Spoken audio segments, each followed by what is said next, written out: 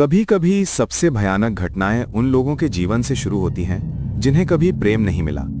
आज की कहानी एडमंड कैम्पर नाम के व्यक्ति की है। ये कहानी हत्या की है, पर उससे भी अधिक ये कहानी एक टूटे हुए मन की है। एडमंड कैम्पर का जन्म अमेरिका के कैलिफोर्निया राज्य में हुआ। उसका बचपन कठिन और पीड़ादायक था। उसकी माँ उसे बार बार अपमानित करती थी। वो उससे कहती थी कि तुम बेकार हो, तुम गलत हो और कोई भी तुम्हें प्रेम नहीं करेगा। रात के समय उसकी माँ उसे तहखाने में बंद कर देती थी। वो उसे मनुष्य नहीं, एक खतरा मानती थी। जब किसी बच्चे को हर दिन ये बताया जाए कि वो गलत है, तो उसका मन धीरे धीरे अंधकार से भरने लगता है। 15 वर्ष की आयु में एडमंड कैम्पर ने अपनी दादी की हत्या कर दी। कुछ समय बाद उसने अपने दादा की भी हत्या कर दी। बाद में उसने कहा कि वो केवल ये जानना चाहता था कि ऐसा करने पर कैसा अनुभव होता है। उसे मानसिक चिकित्सालय भेजा गया। कुछ वर्षों बाद डॉक्टरों ने उसे सामान्य मानकर मुक्त कर दिया। यहीं से असली भयावहता शुरू होती है।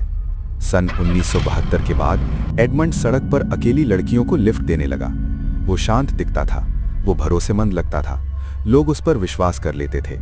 पर कुछ समय बाद वो उनकी हत्या कर देता था। वो शवों को अपने घर ले जाता था, उनसे बात करता था, उनके पास बैठा रहता था।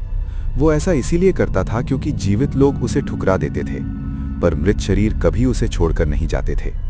हर पीड़िता में वो अपनी माँ की छवि देखता था।